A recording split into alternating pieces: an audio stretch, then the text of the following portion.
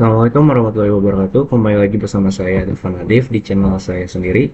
Oke, di sini saya akan berperan sebagai teknisi jaringan yang telah merancang sebuah infrastruktur jaringan yang terstruktur, efisien dan mudah dikembangkan. Perencanaan ini mencakup pembagian IP address, pengkabelan, pemilihan perangkat, serta layanan jaringan yang digunakan. Oke, langsung saja kita ke inti videonya. Di sini saya sudah membuat topologi ya sebelumnya. Ini ada contoh topologi yang saya gunakan. Di sini saya menggunakan skema IP private dengan pembagian berdasarkan VLAN yang lebih terorganisir. Oke. Di sini ada VLAN 100 atau server ya. Dan di sini ada VLAN 200 atau jaringan jaringan atau klien ya. Dan satu lagi ada VLAN 99 sebagai manajemen. Nah, di masing-masing VLAN ini mempunyai gateway masing-masing, yaitu 192.168.10.1/29 dan 192.168.10.1/28. Oke, untuk perencanaan penggabelan, yaitu untuk penggabelan saya menggunakan topologi star dengan pusat di switch. Nih, switch.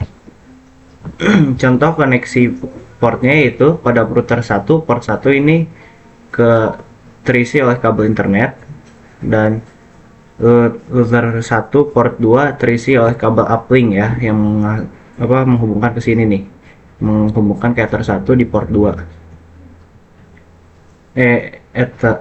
Router 2 ether 1, sorry guys. Di router 1 juga kita menambahkan WLAN sebagai WiFi, dan pada router kedua di sini port 1 terisi oleh kabel uplink ya, yang nyambungnya ke sini nih. Dari router 1 ini nyambung ke sini. Lalu pada router 2 port DC ini terisi nih port 2 router 1 port 2 router 2 terisi dengan trunk ya, yang terhubung ke switch VLAN manageable. Port 1 switch VLAN terisi kabel yang terhubung router 2 yaitu trunk. Di switch VLAN tinggal disesuaikan dengan jenis kebutuhan. Jadi saya di sini menggunakan kabel UTP Cat 5 untuk kecepatan gigabyte. Dan juga straight kabel untuk perangkat berbeda dari router ke switch dan switch ke PC. Dalam jaringan ini saya memilih perangkat yang stabil, umum digunakan router MikroTik RB912ND dan digunakan sebagai gateway utama, DHCP server, routing dan WiFi. Dan switch TP-Link TLSG 1024 manajemen switch mendukung kabel VLAN dan manajemen jaringan dengan kabel UTP Cat 5e. Layanan jaringan yang digunakan yaitu A. Internet Gateway. Router berfungsi sebagai pintu keluar masuk ke internet. Router terhubung ke ISP dan mendistribusikan koneksi ke jaringan lokal. Yang B adalah DHCP server. Router memberikan IP address secara otomatis ke klien sesuai VLAN masing-masing. Router statik itu menggunakan untuk mengarahkan trafik ke internet klien sesuai VLAN masing-masing.